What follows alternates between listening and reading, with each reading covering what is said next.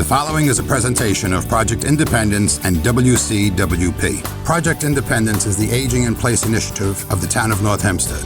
Welcome to Project Independence and You. Good morning and welcome to Project Independence and You, Community Talk Radio on 88.1 FM and WCWP.org. I'm Rebecca Miller, along with Otto Lohse, our co-host. Good morning, Otto. How are you? Good morning, Rebecca. Doing good, thank you. Luckily. Good to see you. And of course, our radio show producer and also the director of Senior Citizen Affairs for the town of North Hempstead's Project Independence, Kristina. Good morning. Good morning. And of course, behind the scenes and all the scene, Dan Cox. So we can't do the show without him every week.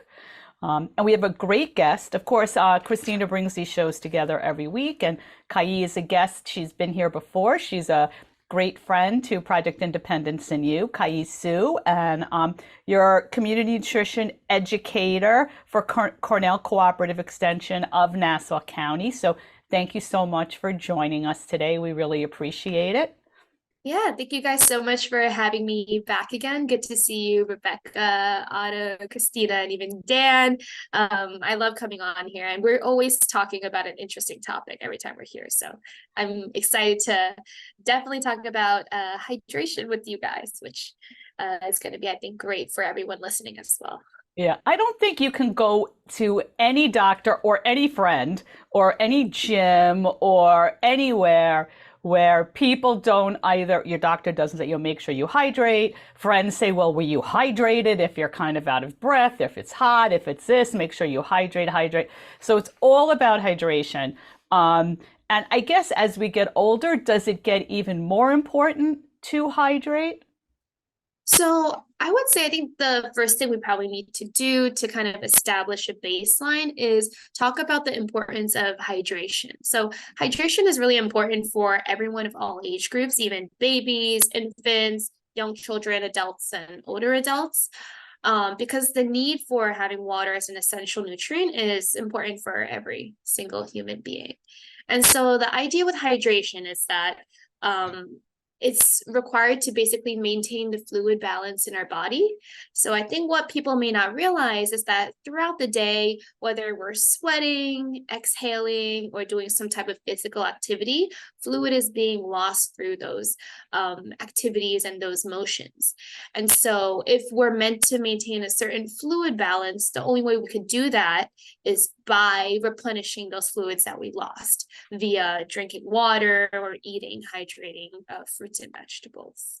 And so to kind of, I guess, pinpoint your question a little bit more, for older adults, it's definitely still important to maintain your hydration needs. And actually, older adults, as well as athletes and infants, tend to be one of the population groups that are what we call at risk of potential dehydration.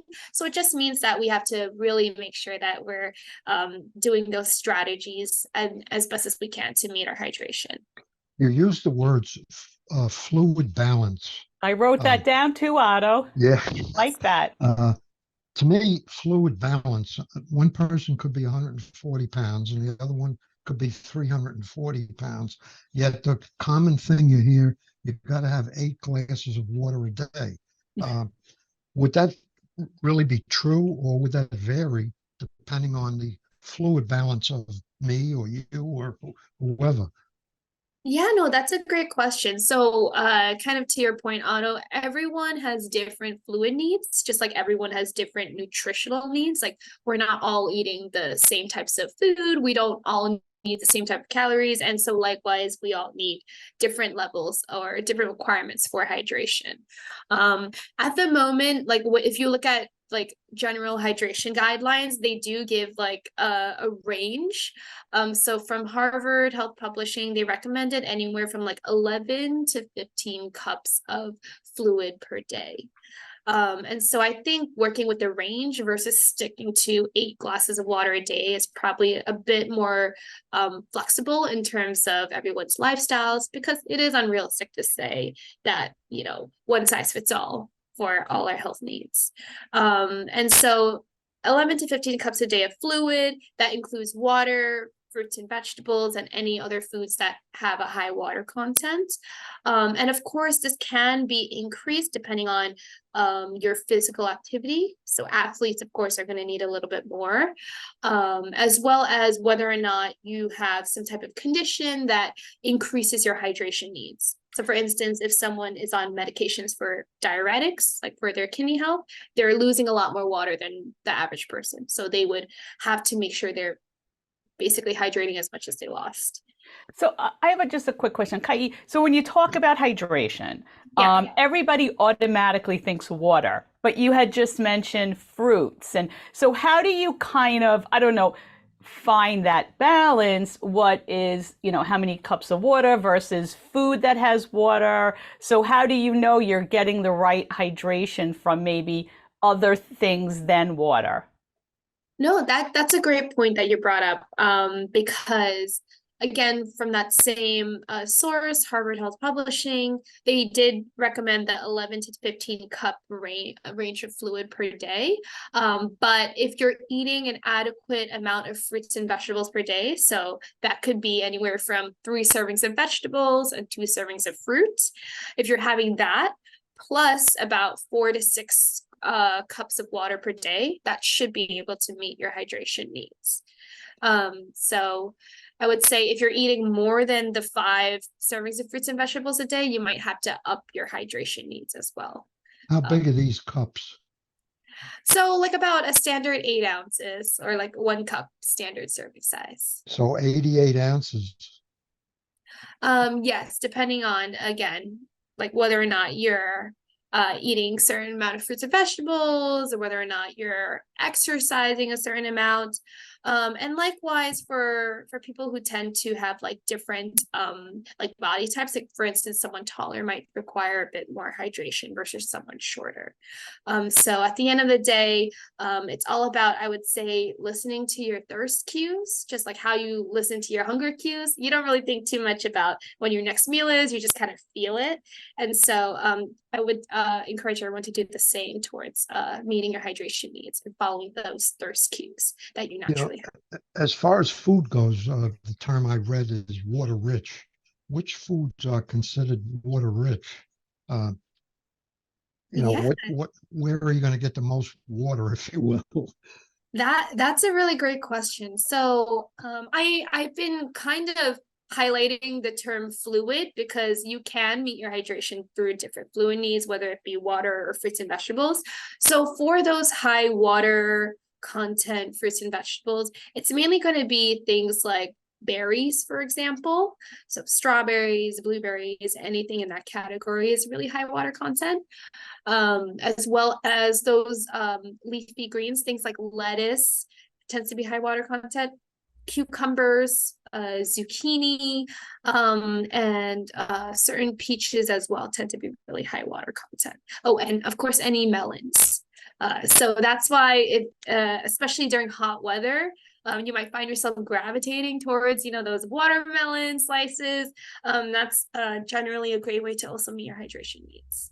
If you can find strawberry or blueberry wine, how does that work out? Oh my goodness. So I actually, first of all, I don't know if there is such a thing, but it sounds like it'd be a good compromise. Just put fresh fruit in your wine or have sangria. That's right. I love that. I have never even thought about that before, but I love the idea of that. And I will maybe say, we should start that. I have not seen strawberry wine anywhere, but maybe it'd be, No, that sounds like such a great idea. But you did bring up a good point, Otto, which is that with alcohol and things like caffeinated beverages, those are actually things that could actually potentially dehydrate you if you're having them in increased amounts per day, which is like more than like 2 to 3 glasses. So that's also something we got to keep in mind as well. So dehydration, those are things definitely. So if I have a cup of coffee, should I then quickly have a glass of water to counteract it? Or because coffee does make you thirsty, I have to say, when you're done with it. Yeah, I would say you don't necessarily have to drastically change your drinking water habits or hydration habits, unless you're having like about more than 4 to 5 cups of coffee per day. So that equals about like 400 milligrams of caffeine per day that ideally we want to try to meet or stay under. So as long as we're kind of within that range, you don't really have to make drastic changes. But like if you feel thirsty, like you said, Rebecca, after drinking coffee, then that's your natural thirst cue. And that's something I always encourage people to Right. follow. I like that natural thirst cue. I'm going to use that. Natural thirst cue. I mean, that's kind of, like you were saying, I thought, I never thought of it that way. Like, when you're hungry, when your stomach is growling for food, and you also do know when you're thirsty, but for some reason, you could kind of put that off when you usually don't put off that hunger. I mean, I don't, as soon as I'm hungry, I'm like, oh, okay, mealtime. But, yeah, that's important. I mean, it is important. There are so many drinks on the market today. So many drinks, thirst quenchers and electrolytes and from springs and other countries and some water that they say they're from springs, or they say maybe they're from, it's just like any other product out there. It's like cereal, right? There's 500 different kinds of cereal, and so many products are that way. But recently, I have to say that it seems like every day there's a new hydration product. And, is there ever a time where there's too many electrolytes, or maybe there's sugar, or there are ingredients in it? What are the things that we need to really look for if if you could shed some light on this whole water bottle, I don't know, taking over a water aisle, a beverage aisle? Yeah, no, I think you brought up kind of another great category within the hydration topic, which is that there's other beverages out there aside from water, right? There's sports drinks, which are full of electrolytes, and there's juices as well as sodas and 0-calorie beverages that are sweet but have no calories. And so I think we'll definitely need some time later to kind of dissect all of that. But to kind of quickly touch on the topic of sports drinks, because you mentioned like kind of when should we have it? When is it appropriate to have it? So sports drinks generally are not necessary for the average person. They only typically recommend sports drinks for people who are exercising intensely for like more than 1 hour. Then in that case, it might be appropriate to have a sports drink by you, because you're, again, losing a lot of water within a short amount of time. And so that's when things like electrolytes, so sodium, potassium, basically everything you find in an energy drink, could be really helpful. But if you're having it like kind of casually as like a beverage of choice, we should still treat it as how we would like a soda, for example, because there is a lot of sugar in a lot of energy drinks, specifically added sugar. And so ideally we want to treat it as like a sometimes drink if Right. we're going to be having it casually and not after an intense workout. And I was hitting on that topic as well, but the thing that I'm talking about is just the water that, you go to the aisle and there are certain ingredients that they put in water, or, a vitamin, like there's vitamin water. There's all these things that are just in the water aisle, like, without naming brands. I get a specific brand. I've gotten the same brand for years and years.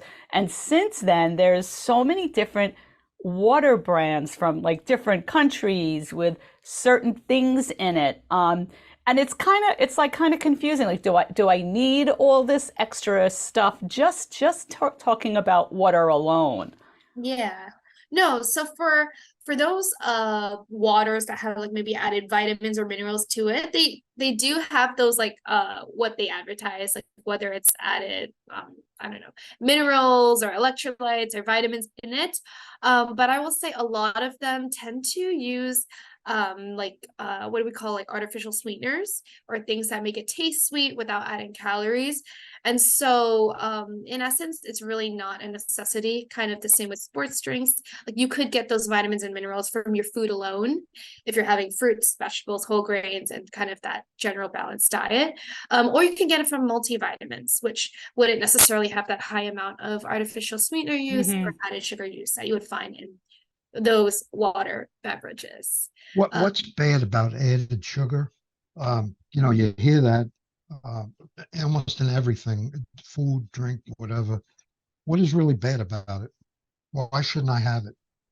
Yeah, no, so added sugars are basically going to be things that are added to food, like from the food processing steps. So it's sugar that doesn't naturally already exist in said food.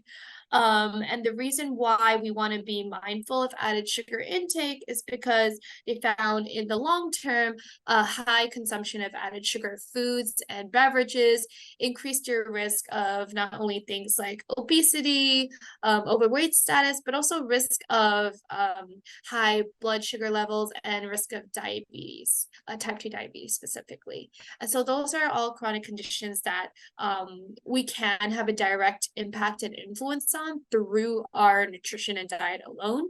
And so if we could make those positive changes to either reduce our intake of added sugar foods and beverages and reduce basically the chance of those health outcomes, it's in our best interest for everyone. I read while preparing for this that a woman should have no more than 24 grams of added sugar, and a man should have no more than 36 grams of added Unfair. sugar. So I could visualize. Unfair. But now I visualize that's not fair. You're right. It should be equal, but it's not Yeah. because we are different, whether we want to accept that or not. But the bottom line is, you could now spend about a day and a half in the store with all the beverage foods and the foods and everything else. If you read every nutritional fact label, and you have a calculator with you or maybe a tablet so you can calculate where you're at here with all this stuff. Rather than do that, maybe it would be good if you could sit in your house and say, okay, let me look at the beverage options that exist, and maybe I can figure out what makes sense and I'll go look for it, as opposed to, like Rebecca described, going down the aisle with 500 cereals, 142 beverages of all kinds. There was somebody just put somebody on the screen there, a little elf. But my point being, is there a place where, and would that be a good break to stop? Is there a place where you can really look at these kinds of things and maybe come up with a plan that says this would be a good grouping as far as drinks go, food goes, whatever, without all the added sugar? But that's good for We'll revisit that question, Otto, because we do have to take a quick break. We'll be right back. You're listening to Project Independence and You, Community Talk Radio on 88.1 FM and WCWP.org. We'll be back with our guest, Siew, who is talking to us today about the importance of hydration. WCWP is your home for great music and great conversation. You'll find all that and more on WCWP.org. Listen live on the web, check out the lineup, subscribe to podcasts, and stay up to date on the latest station events. Get in touch with us and let us know if you like what you're hearing. And find out how you can support or get involved at the only community public radio station serving Nassau's North Shore. Plus, sign up to get a free bumper sticker. It's all online at WCWP.org. And welcome back to Project Independence and You, Community Talk Radio on 88.1 FM and WCWP.org. I'm Rebecca Miller, along with Otto, Lohse, Kristina Liu, and Dan Cox. And we've been speaking with our guest, Siew, all about hydration. And a great friend of the show. Otto, before we went to break, you had a long kind of question. If you want to just kind of recap it, and then we can revisit it. Yeah, we're talking like added sugar, you should minimize whatever, and there's artificial sweeteners and all kinds of different things that we should pay attention to. But when you go to the store, and if you stand there and read every nutrition label while you're in the store, it's going to be a long experience, and you really don't have the ability to maybe record it easily, or you do if you bring a phone or a laptop or a tablet.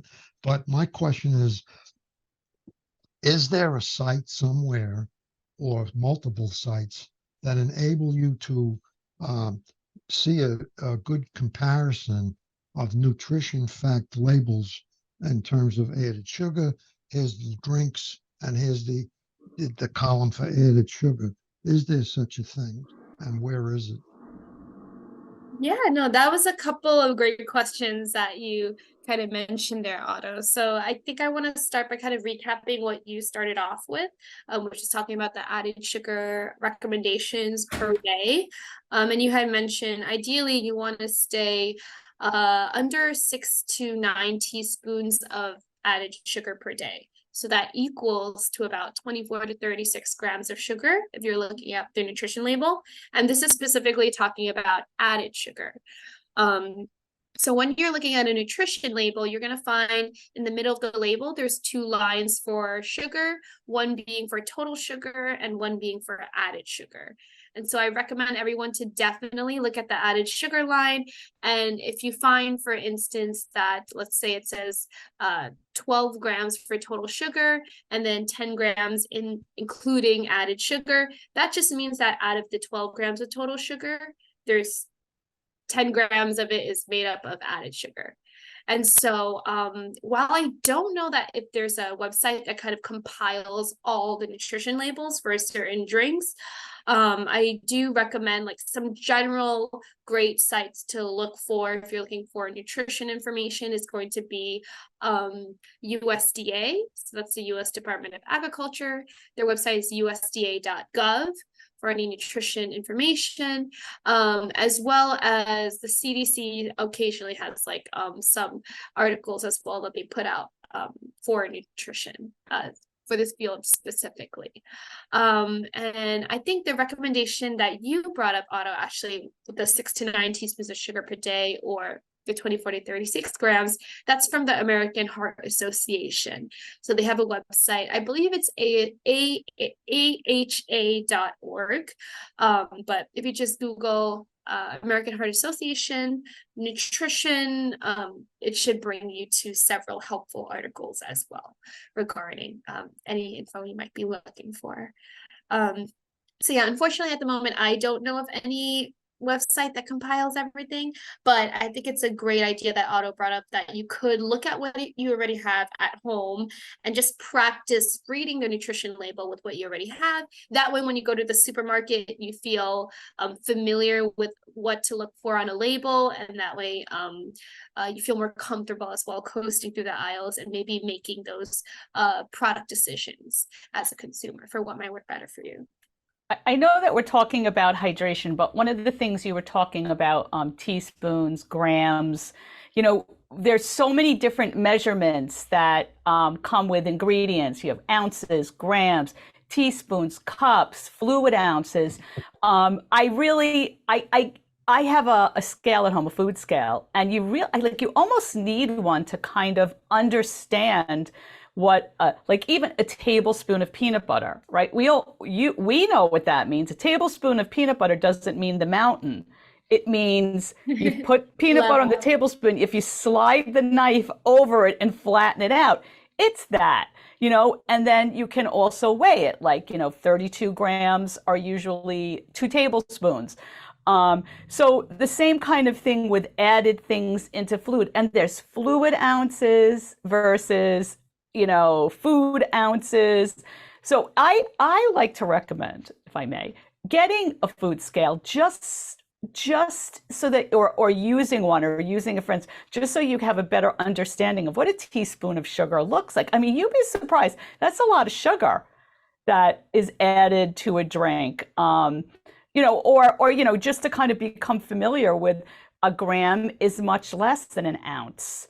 So when you see 32 grams, it's not like, hey, this is great, very, very different than ounces. So, and sometimes you read on the back of a beverage or even any food, and sometimes it's grams, sometimes it's ounces, sometimes it's teaspoons, tablespoons, and sometimes it's both. I don't know. I just wanted to bring that up because when you were talking about it, I feel like people don't really even realize how much like sugar could actually be in one drink.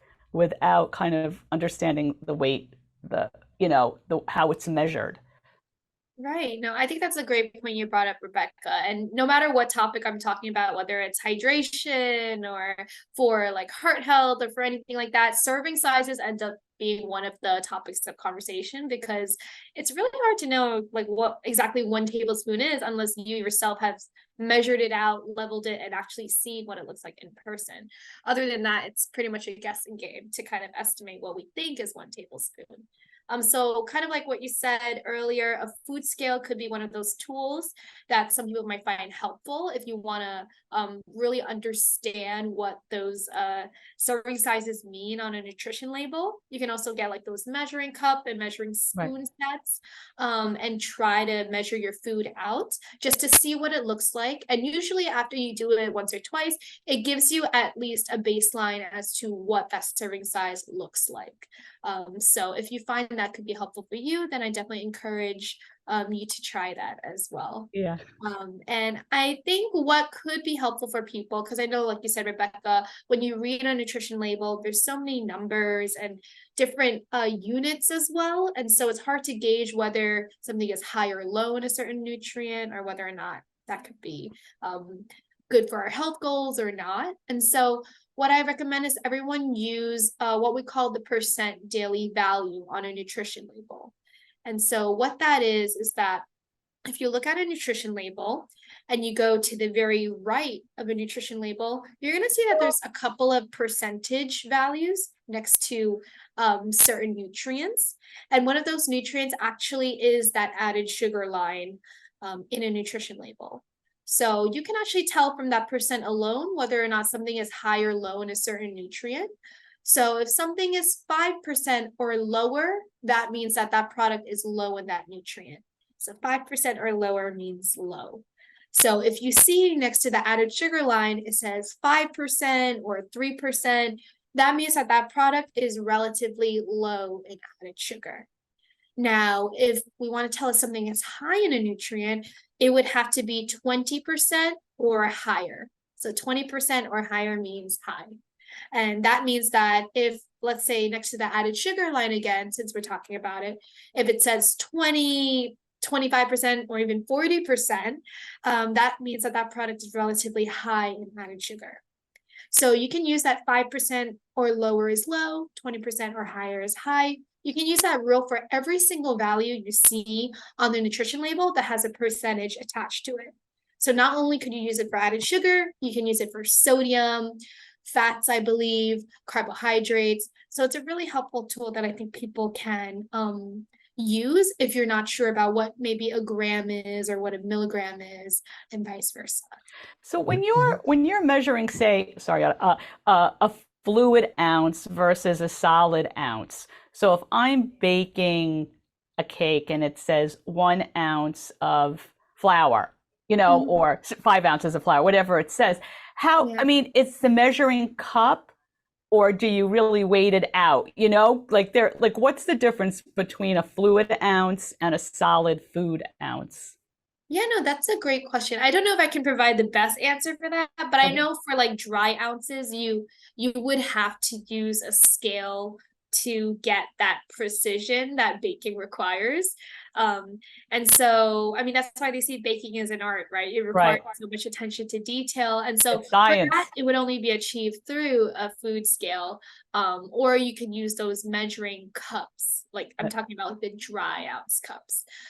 For anything that says fluid ounces, you would have to use like a liquid measuring cup, just to make sure you get the exact amounts for that said recipe or whatnot. Gotcha. Why they're different, I'm not too sure. I think it has to do with the volume. Right. Yeah. For instance, like dry ounces is not going to look the same as like fluid ounces as well. Right. That's, I think, something to keep in mind. Just for hydration, just to go back to the main area for a minute, there's a lot of obstacles for seniors in terms of hydration, and I'm one of the club. And they happen to be, some people have a mobility problem, so going to water could be an issue. Others could spend all day in the bathroom, if they drink fluid to keep up with a younger person who can drink water all day and maybe go once or twice. That doesn't work for seniors most of the time. And the other problem is seniors really don't want to take the time sometimes to go. So how do you counter, yeah, okay, you're right. You're going to have to go to the bathroom more often. But if you don't stay hydrated, you're going to have a lot of problems. I want to also add to that, Otto, if I may, going to bed at night. Well, When that's another one. Yes, right, that's a very important one. when do you cut it off? I personally will not drink after like 7 o'clock, Yeah. and I still have to get up, no matter what. But I think some of it's normal. The fact that you do have to get up. Right. Some people do have to get up. There are some that don't. But anyhow, these are all obstacles as to why people will choose not to stay as hydrated as they should. And I understand the obstacles, I really do. But yet on the other hand, I also understand that if you don't stay hydrated, you're going to have a lot of other problems, fainting, tiredness, all kinds of bad things can happen. So let's go back to the original point, suggestions for countering the obstacles, if you will. Yeah, no, I think kind of tying it back to, I guess, older adults, which we mentioned earlier on in the show, was one of the at-risk age groups, aside from infants and athletes and young children, for dehydration. And kind of like what you said, Otto, there's so many factors kind of playing into why maybe an older adult could be dehydrated. So I would say, your hydration needs are quite important to prioritize. But at the same time, there's so many things that could maybe mitigate you from meeting that goal. So I would say, for instance, if it's a matter of like a mobility impairment or preventing yourself or trying to not get up as many times, perhaps having like some type of water bottle near you or like a reusable water bottle to keep by you. And that way you can still stay hydrated without having to get up to the kitchen or wherever you may get your water from. So that could be something that some people might find helpful. Additionally, if you find like yourself maybe going to the bathroom too many times, or maybe you don't want to go to the bathroom too many times, I would recommend still trying to drink regularly, but maybe just taking small sips of water and just making sure like your mouth is hydrated, and that your body is at least getting some sort of water, even if it's a smaller amount.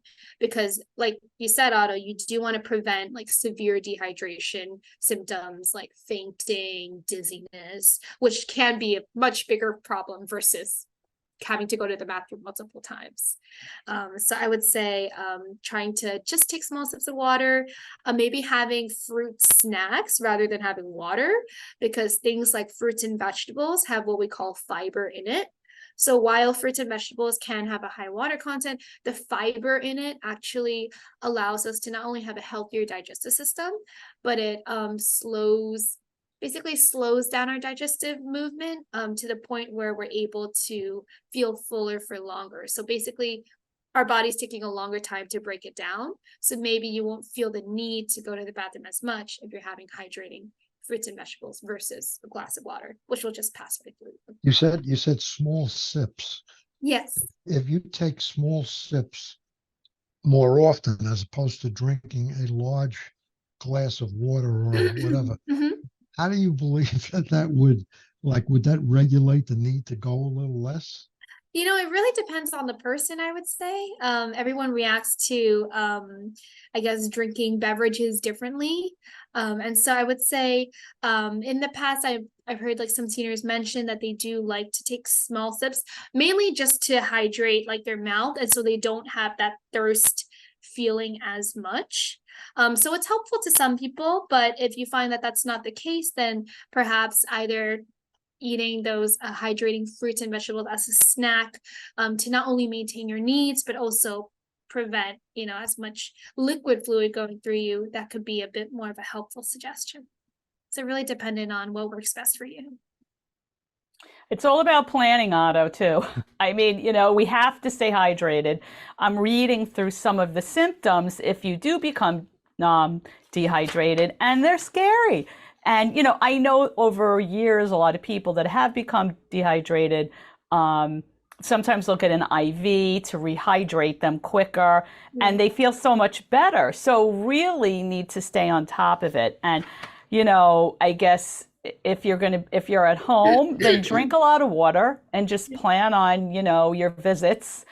And if you're going away, you're not going to be near a restroom, just, do the sips and just plan it, because it's much more important to stay hydrated. And I agree with what you were saying, Otto, too, just kind of, cut it off at night, because you're going to get up anyway. But if you cut it off a little bit earlier, you might not get up as much. So it's all about planning. And on that note, let's take a break. You're listening to Project Independence in You, Community Talk Radio on 88.1 FM and WCWP.org. We're speaking with Siew, who is a community nutrition educator with Cornell Cooperative Extension of Nassau County. And we will be right back with Kai. Take WCWP with you wherever you go with the WCWP app. Listen live 24/7 to all of our streams, all from one app.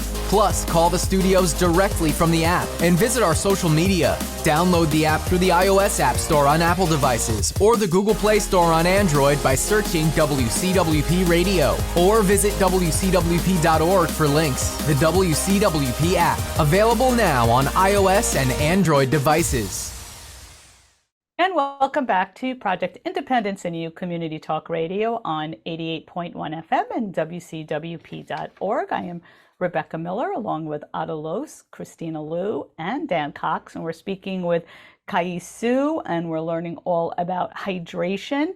And obviously, as we get older, most of our listeners are older. And are there different symptoms to look for between maybe an older person and a younger person if they are becoming dehydrated? So I would say for whether it's young adults versus older adults, the symptoms tend to look very similar. And so that being feelings of thirst, lightheadedness, confusion sometimes, as well as that dry mouth feeling that you often get.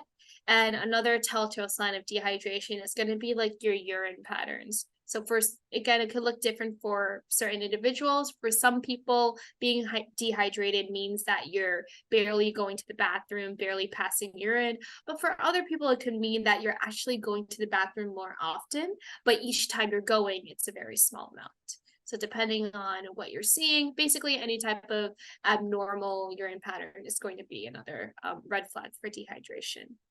So some symptoms would be kind of more serious than others, though, I would assume. Yes. So what I just listed was the mild symptoms of dehydration, which is what most people tend to at least experience, whether you forget to drink water or not. But for the more severe symptoms, meaning if you've gone through a longer period of time without being able to replenish your fluids, that could be things like severe dizziness, it doesn't go away right away, potential fainting, as well as potential falls as well from the fainting.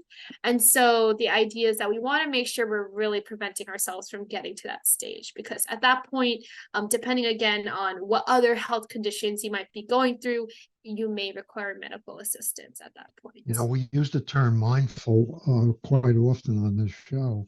And I think you have to, what I'm hearing here is you have to be mindful of the fact that you can get dehydrated, and, keep that up here in an active part of your brain so that you don't find out you're dehydrated when you fell and you hit your head on the table or who knows what. It'd be better to find out before you go through that. And I think if you're mindful of the importance of hydration, maybe, and I'm talking to myself too, maybe you would be more apt to do what you have to do, not to get dehydrated.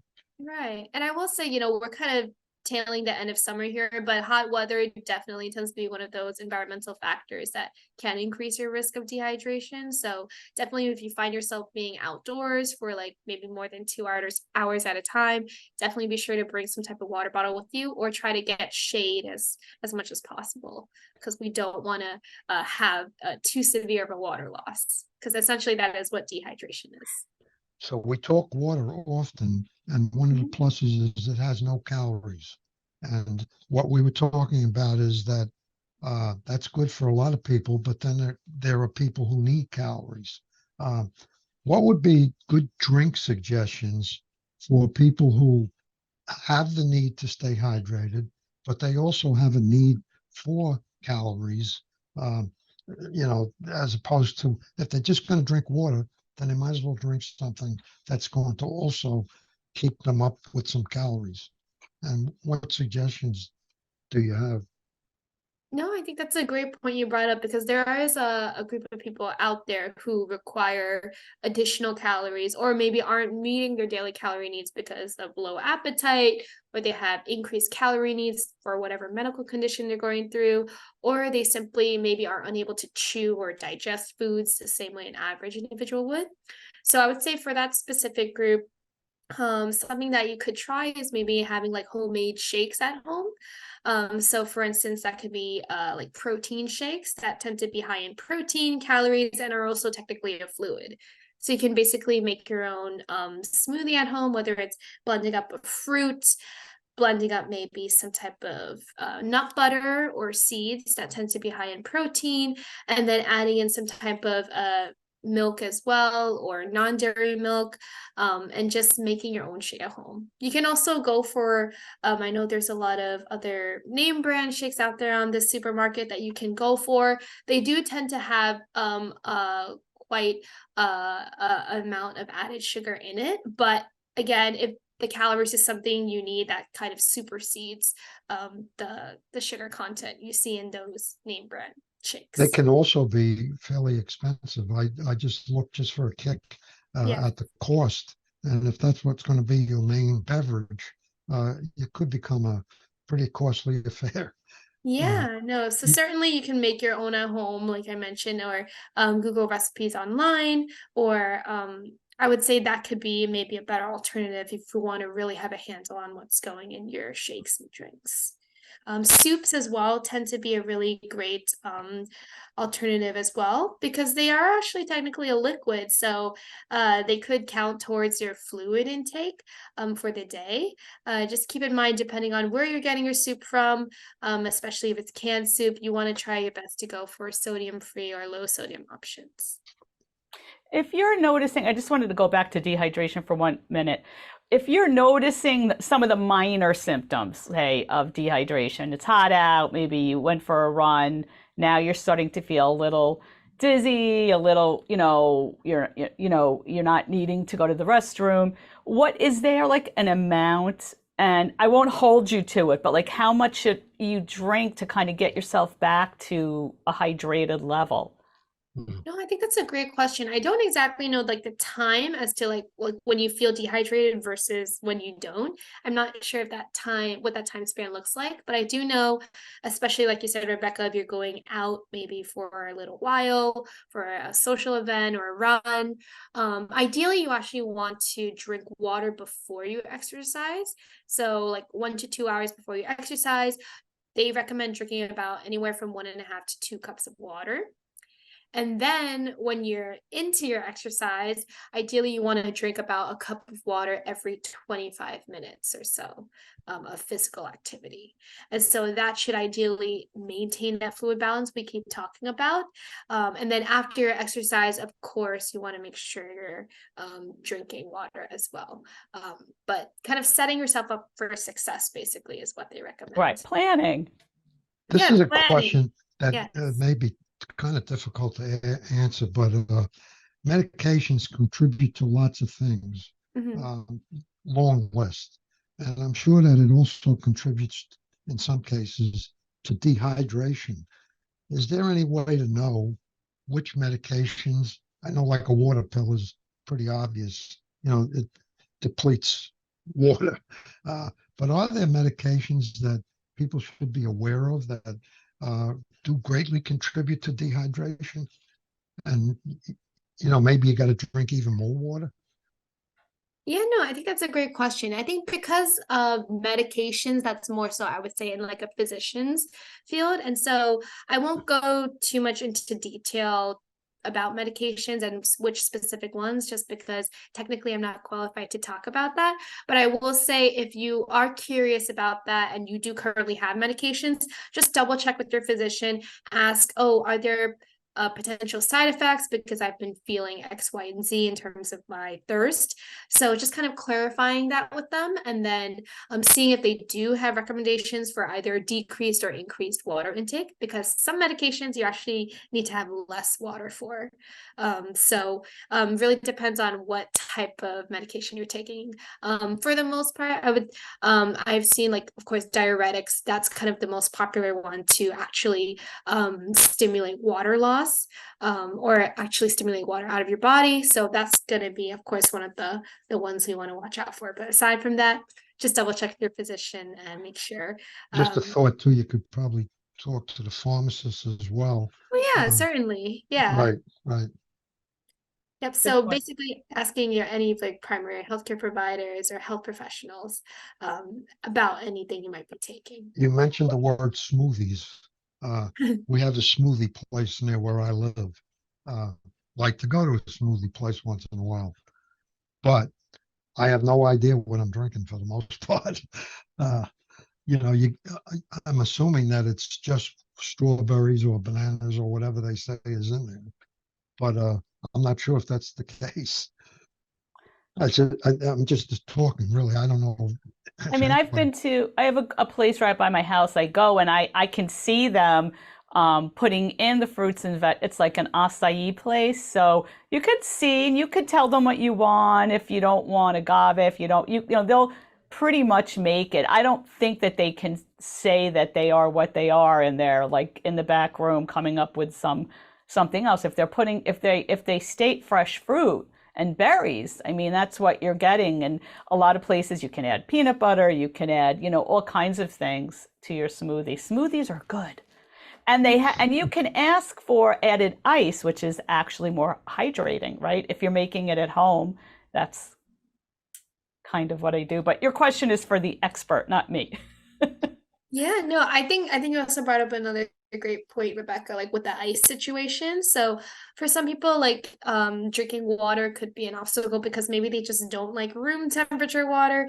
And so if you want, you can certainly add ice to your water if that's going to encourage your drinking water habits, as well as just like leaving water bottles in your refrigerator. That way they're there for you to grab and go whenever you need them. So kind of back to our point earlier, just planning and seeing what works best for us. I That's do a have water bottle, reusable beverage bottle.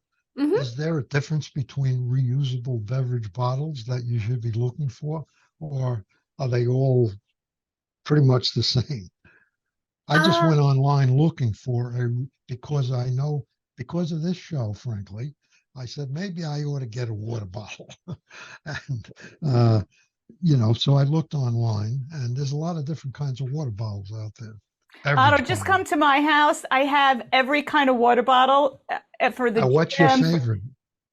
I tend to, when I go to the gym or work out, I like a kind that I can squeeze the water so I'm not fussing with caps while I'm, trying to work out.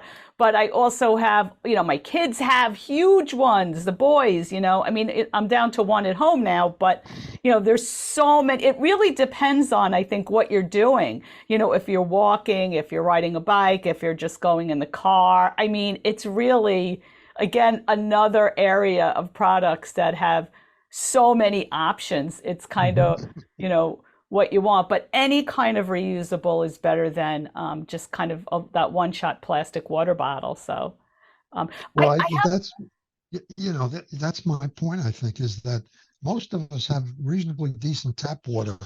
Uh, and I'm thinking, well, why am I buying bottles of water? I have good tap water. And so I'm going that route. I'm going to use a reusable water bottle. Um, there you go. Very important point. I wanted to just ask one. I don't know. I can't remember if we tapped this at all, but sodium. So sodium, salt, those are, in almost every beverage, every food. Sodium can dehydrate you. How do you it helps you can retain water if you're on too much sodium. So I just wanted to get kind of an idea of what amounts of sodium we should be looking out for, because it does seem to be in almost everything. Yeah, no, I think that's a great point you brought up. So like, we can find sodium in even sports drinks, canned soups, different beverages as well. Sometimes certain sodas can have sodium, or other beverages, and even frozen foods as well. So the best way we can kind of tell the amount of sodium is by looking at a nutrition label. So we talked a little bit earlier about that 5% or lower rule and the 20% or higher rule. So basically looking at the nutrition label, going to the very right of the label, and you're going to see those percent daily values. Find the sodium line, and if the percent next to sodium says 5% or lower, that means it's low in sodium. If the percent next to sodium says 20% or higher, that means that product is high in sodium. And that was the same rule we use for telling whether or not something is high in added sugars as well. Right. But sodium has that added caveat that it can dehydrate you. Yes. As well. Right. Certainly, yeah. And so I would say that you can look at that percentage value to see if something's lower sodium. They also have several standard words that certain products can use to indicate whether or not they're low sodium or not. Right. So look for sodium free and low sodium. If you see things like reduced sodium, that may not be as great of an option compared to low sodium, because reduced sodium means that product is a little bit lower in sodium relative to the original product. Whereas for a low sodium product, they have to be 140 milligrams of sodium or less per serving. So now, aren't there times though, like I was in the Navy and I was in Florida and Cuba, and believe it or not, this is in the 50s. Believe it or not, they actually gave you salt tablets, because I guess the theory was you were sweating more because you were in Cuba. Are there not times where people really do need to have the sodium because they are perspiring more, or, it's kind of the flip side of the whole story. Yeah, no, so that's a great point. Unlike added sugar, sodium is actually an essential nutrient and mineral that we need in our diets. And so the reason why there's such an emphasis on low sodium products is because just in our current food environment, a lot of the foods we have access to is high in excess sodium. And so that's why there's a huge emphasis on choosing low sodium products.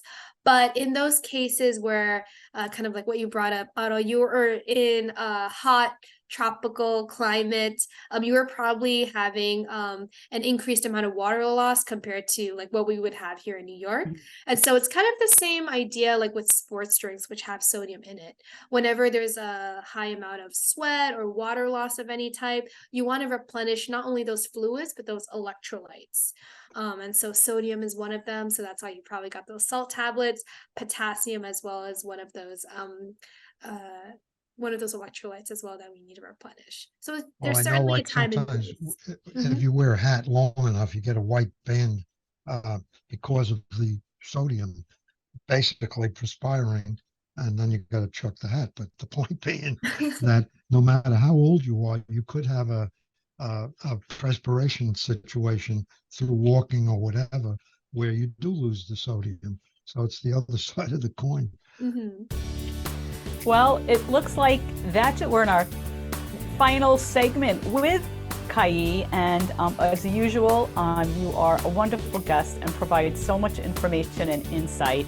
I know Kristina is going to have you back on some other popular topic, as we are kind of maybe something to do with the fall. I don't know, Kristina, I know she's got something up her sleeve, but I want to thank you so much for joining us for an entire hour and giving us this great information. We are most appreciative.